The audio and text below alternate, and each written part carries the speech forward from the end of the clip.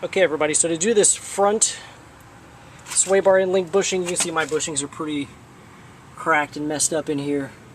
So I'm going to go ahead and replace these with a Prothane as well, like I was doing in the rear.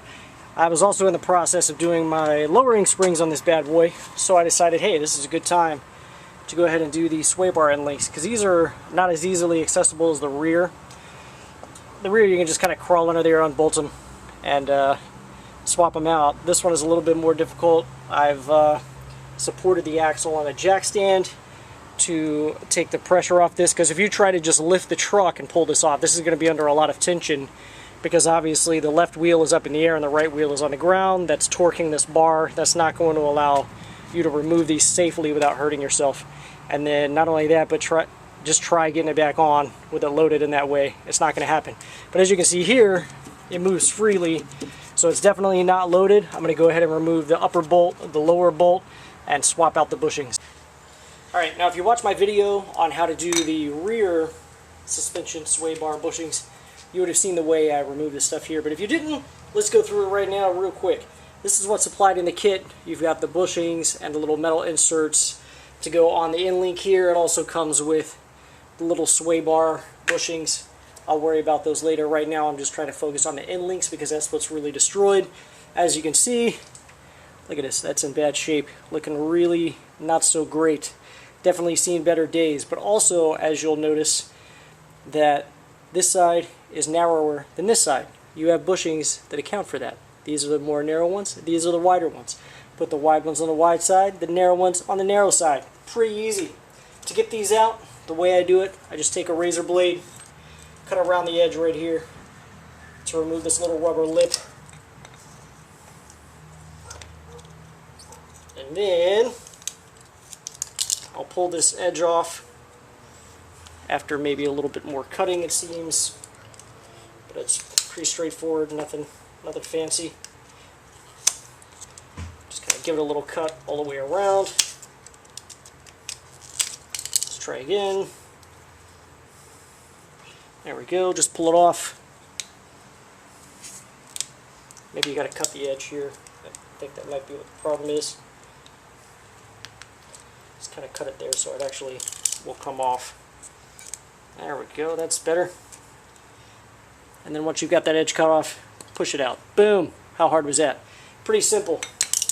So the next thing you do is take a whole bunch of this white lithium grease supplied with the kit, slather it all over all of the surfaces that are going to be touching each other and or the polyurethane, because I have heard that this stuff can get pretty noisy if it's not properly lubricated. I don't want to test that theory, so I'm going to make sure I put this crap all over everything. Slather it in there. It's like honey. I'm going to slide this in. Slide the other side in. I'm going to put some more of that white lithium up inside.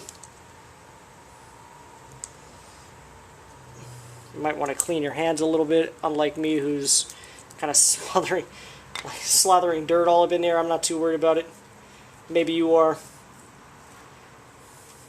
And then boom, slide this one in. If it's giving you a little resistance like it is here, take a flat surface, and a little hammer, and just kind of tap it home. Maybe. Except it's not going to cooperate this time. But you get the idea. Just kind of press everything together with your fingers. You don't need an actual press. I've never actually had to use any sort of press with these. I've always just got them to slide together. This is actually the most difficult one I've ever encountered, believe it or not. Ridiculously enough. They usually just pop right together. Okay, there we go. That's in. Get this side in. Boom. Make sure you push it all the way together. Again, if you need to tap it with a hammer or something just to get it to kind of cooperate a little. Ever so gently. And that's not going to cooperate, is it? It's going to be difficult, no matter what I do. Anyways, you get the idea. Get everything pressed together, and then do the other side. Go put it back in the truck. So you've got this all pressed together. And I was able to successfully get that side pushed in. What I did was I took the little metal insert back out, push the two sides back in, and then push the metal back through it. And as you can see, it stayed together after that.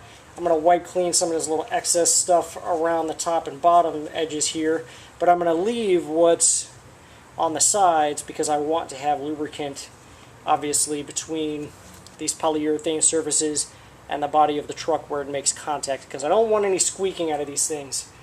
I'm replacing these, obviously, to gain a more stiff feel on the road and to decrease the noise from the suspension. I don't want to increase that in any way. So I'm going to go put this thing back in the truck now. Alright, so as you might surmise here, this is obviously not the best camera angle, but hey, at least you're getting to see it before you tackle this project on your own. So this is how you want it to set back in there. I'm not sure exactly which side goes on the top and which side goes on the bottom. I can see that one's shorter than the other and one's wider than the other. Let's see which one goes. There's a little bit of play there, but this one doesn't want to go in at all. Huh. If I can get this wider side in, I think I'd prefer that to go on the bottom. I'm going to have to go check the other side because I don't remember which way was up. So let me go check the other side, I'll let you know. Okay, so after checking the other side, it's definitely the wider end that goes on the bottom. So the fact that it didn't want to go into position means it's going to be fun to get it back in there. I'm going to have to do a little shimmying and pushing. It's going to be some fun. Oh, hey, there we go. Actually, didn't take as long as I thought it might. So once you've got this back in, I think actually before you can put that in, you've got to get this bolts in for the top. There we go. Kind of slide that in into position. Reposition your bottom hole. You guys can't see it from here, but it's giving me a little trouble. But that's about it. Just make sure you get everything slid in. You may have to fumble around with it, fidget around with it a little bit, and make sure you tighten everything back up to spec. Okay, thank you very much for watching. Make sure you check out my other videos and subscribe to my channel. I've got a lot more videos on how-to repairs on this Jeep coming up. I just bought it and it's got some stuff to do. So check it out. Thank you very much. Alright, so one last little tip for getting that sway bar link back in. If this is giving you a little bit of trouble sliding back in, take yourself a nice big adjustable wrench and just pry that out ever so slightly. It doesn't need to be much, just enough so that you can get this end link to go in there, because I was not having it go in and I was wanting to tear the bushing on the edge as it went in, because I was giving a little tap with a hammer right here. But if you need to kind of pull that out just a little bit, that's not going to hurt anything to do that. But be very careful, don't bend it too much. Like I said, just a slight little tweak, ever so slightly, just enough to allow it to slide in there. Okay? Thank you again.